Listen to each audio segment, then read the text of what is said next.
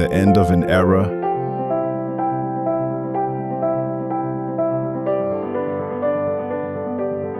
and the beginning of a new dawn.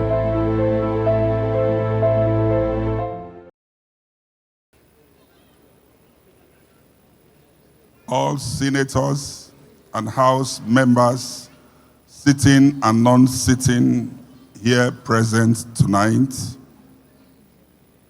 the President of the Nigerian Bar Association, Mazi Afam Osigwe, SAN, who was supposed to be here, but I'm sure the road network had not allowed him access in. The chairman of today's occasion, the chairman of this event, J.S. Okutepa, SAN, my father in the Lord, Apostle Chris Iremulo, who is the guest minister tonight, all justices of the federal and the FCT, both the higher and the lower courts here present, members of the body of benchers here present,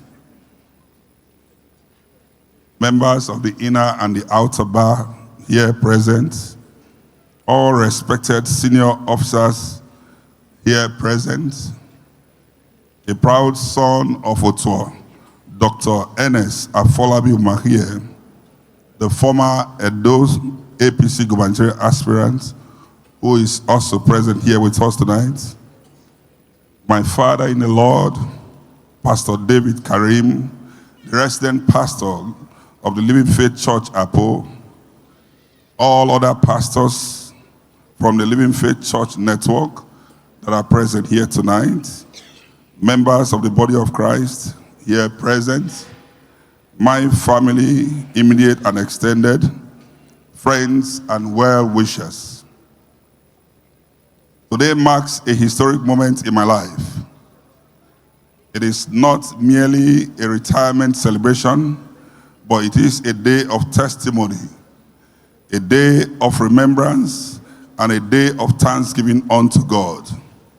Today, I stand here as a man who has seen the unfailing faithfulness of God across 35 remarkable years in the Nigerian police force.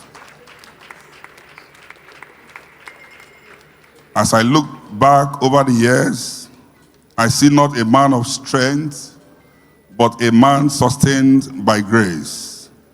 Every step of this journey, from the dusty streets of childhood to the halls of justice, has been a testimony to God's faithfulness. There are days in a man's life that heaven itself records, moments when destiny takes a new direction for me. One of those unforgettable days is June 22nd, 1998.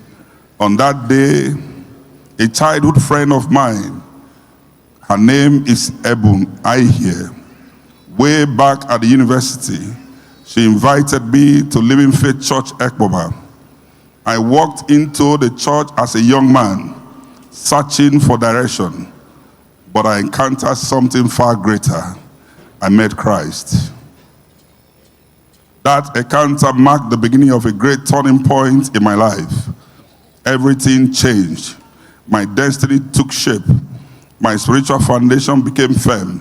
From that moment onward, the hand of God became unmistakably visible on every step of my journey.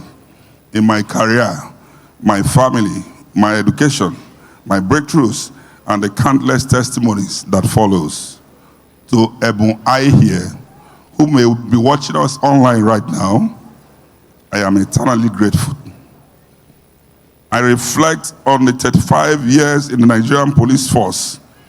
I see the story of a man who has walked through challenges, victories, losses, delays, breakthroughs, and divine interventions. My journey was not one of ease, but one of grace. God took a young man born into the longest family, not with a silver spoon, but with a destiny, and carried him through the ranks, through the storm, through the uncertainties with purpose and fulfillment. Every phase of my life has been shaped by grace. Every chapter was written by the invisible hand of God.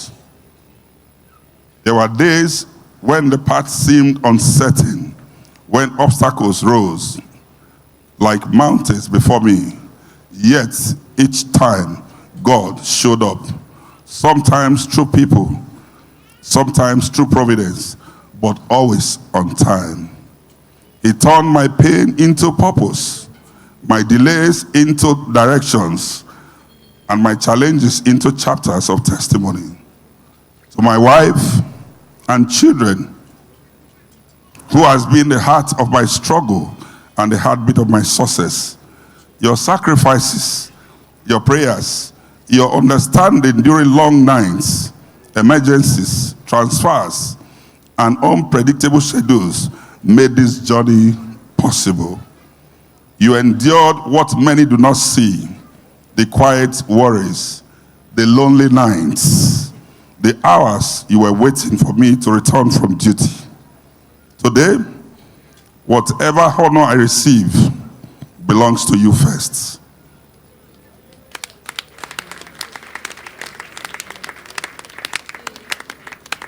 You are God's greatest gift to me. You are the quiet heroes behind my public service. I never took you for granted.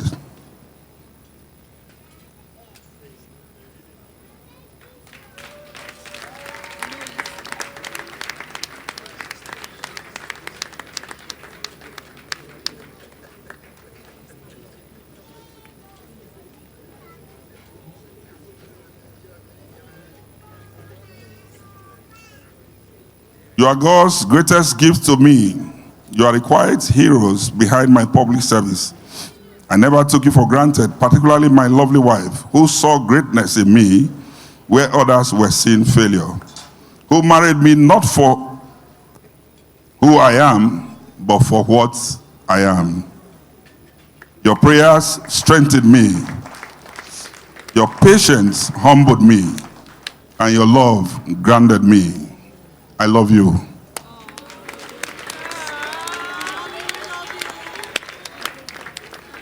To my extended family, you are the very foundation that held me together. There are people whose impact goes beyond words. One of such is the heir apparent presently of Benjamin Longe dynasty. Every story has a beginning. Mine, before the uniform and the courtroom, began in the shelter generously provided by one man called Julius Longe, who is today the heir of Benjamin Longe dynasty. Before destiny opened the door that led me into the Nigerian police force, it was under your roof that led me.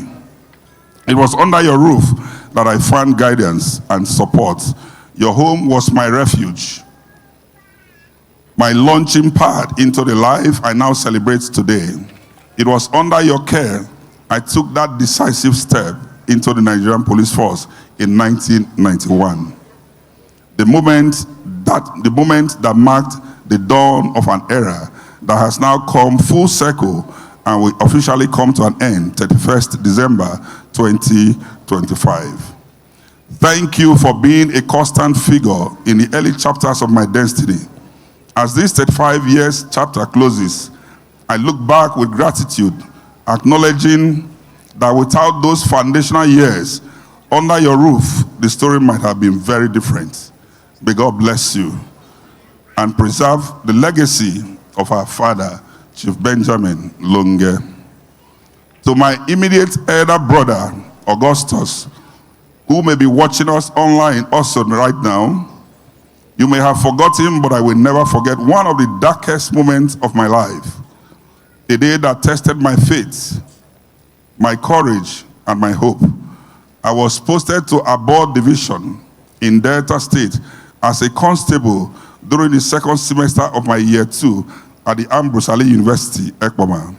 I was broken, discouraged, and without even a penny to my name, but I needed fare to go to Asaba from Abord as I was seeking a place where I could continue my academic pursuit without hostility. That day, I felt alone. I felt stranded. I felt that the journey might even end before it began. But God sent a helper through my family. My brother Augustus stepped in at that critical moment. He gave me the little he had, not just as money for transport fare, but as a lifeline. A reminder that I was not alone, that family stands when all else fails, and that destiny is too precious to be abandoned at a crossroad. That singular act restored my strength, and that was the push I needed to continue the pursuit of my education that would later define my life. Today, I honor you publicly. Your kindness lives in my story forever. To my mother's first daughter, who also should be watching us online right now, in every family there is someone who becomes the bridge between the past and the future. The one who carries the warmth, the strength, and the spirit of the generation before them. Someone whose presence quietly held the family together. For me, that person is Mrs. Otoide Doris.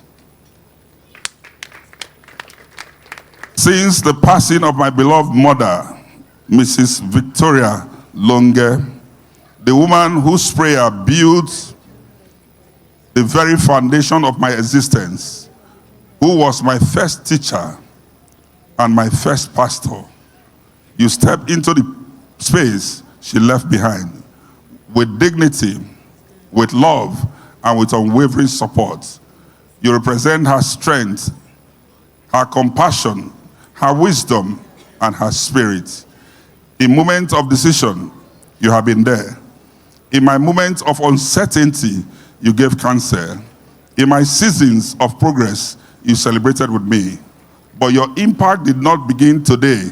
It began many years ago, in the days when I was struggling with my degree, when the pathway seems uncertain and the resources were scarce. You were always on point. In the moments when I needed support, you offered it. Sometimes the help was small in material terms, but it meant everything to me because in those days of struggle, even the smallest assistance carried the weight of hope. Your belief in my future strengthened my resolve. Your encouragement kept me moving. Your presence reminded me that I was not alone. Those little gestures, the timely supports, the kind words, the motherly advice mattered far more than me ever realized. They formed part of the foundation that carried me through school and the fulfillment of my destiny. Today, I honor you not just as my sister, but as the one who upheld the spirit of our mother when I needed it most. Today, I honor you not as my sister, but as my mother's living legacy. May God keep and reward you and your family abundantly.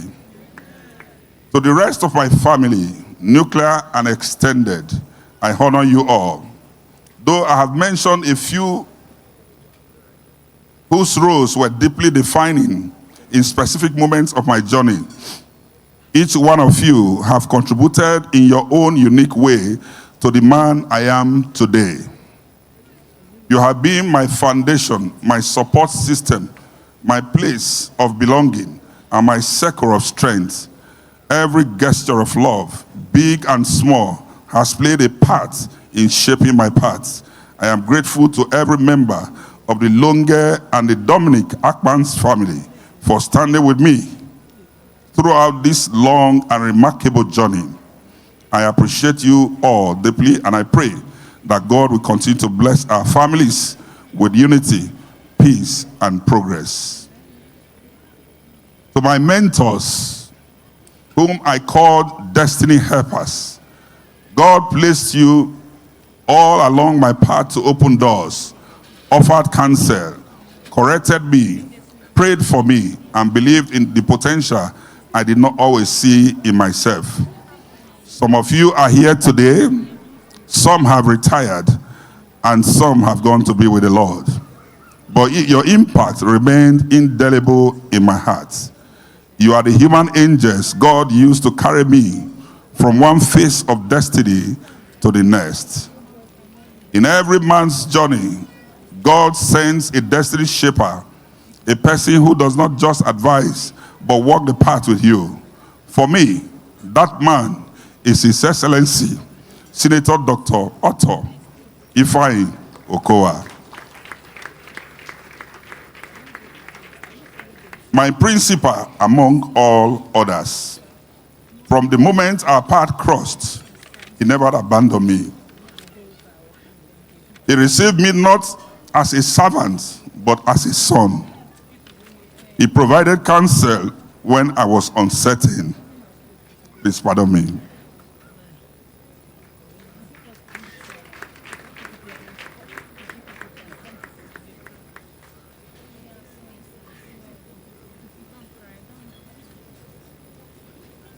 He provided counsel when I was uncertain. He provided covering when I was vulnerable. And He provided encouragement when the journey was demanding. He cared for me and my family with a sincerity that words can scarcely describe. His home became mine. His family embraced me as one of theirs. His kindness is not seasonal. It has been consistent, deliberate, and fatherly. He shone His light on my pathway to success. Your Excellency, I stand here today because men like you believed in me long before many ever noticed. Today, I publicly and humbly say thank you. May God honor you and your family as you have honored me. And to His Excellency, the Governor of Delta State, who also may be watching us online right now, Right Honorable Sheriff Oboriworo, every destiny has divine intersections, moments when God allows two lives to cross long before the future reveals why. One of such intersections in my journey happened sometimes in 1992 at Ekpan Police Station. I was just a constable, unknown, uncelebrated, still struggling to find my footing in the Nigerian police force. Yet, he looked at me and saw something many could not see, potentials. I remember visiting him in his office at Alaka, where time, conversation, and mutual respect built a bond that was endured across decades and seasons of life. But destiny was not done with us. In 2015, many years after, fate brought us again together, this time at a much higher, much demanding level. When I was appointed the ADC to my principal, my father, this was not by coincidence, but by divine orchestration. Yet, in all of this, one thing must be clearly stated. My relationship with him never interfered with my loyalty, with my duty or professionalism. I served with discipline, with integrity, with absolute commitment to my office and to my principal. This story from 1999 to 2015 is one of that many of us here today do not know, but it's an important chapter in the tapestry of my destiny. It shows relationship built on sincerity can endure time, distance, and rising responsibilities. Your Excellency, who is ably represented here tonight, thank you for believing in me long before many knew my name. Your Excellency, today I also publicly and humbly say thank you and God bless you. To my colleagues, the men and women whom I served, the discipline, the professionalism, and the bond that only those in uniform can understand, I thank you all. We faced dangers together. We executed operations together. We protected communities together. You shaped me. You sharpened me and strengthened me. I salute you all. To all my friends and well-wishers, the words of encouragement, prayers, counsel, and presence you shared sustained me across these years. You were God's voice in my moments of silence. May God bless you all. To the young men and women here present today, never let your beginnings define your destiny. Believe in the process, trust in God's timing, and keep moving forward, even when the way seems unclear.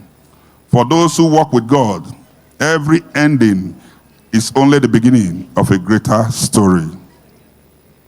As I transition into a new phase, into private legal practice, into politics, into mentorship, service to humanity, and a deeper walk with God, I carry with me every lesson, every memory, and every blessings that God has given me.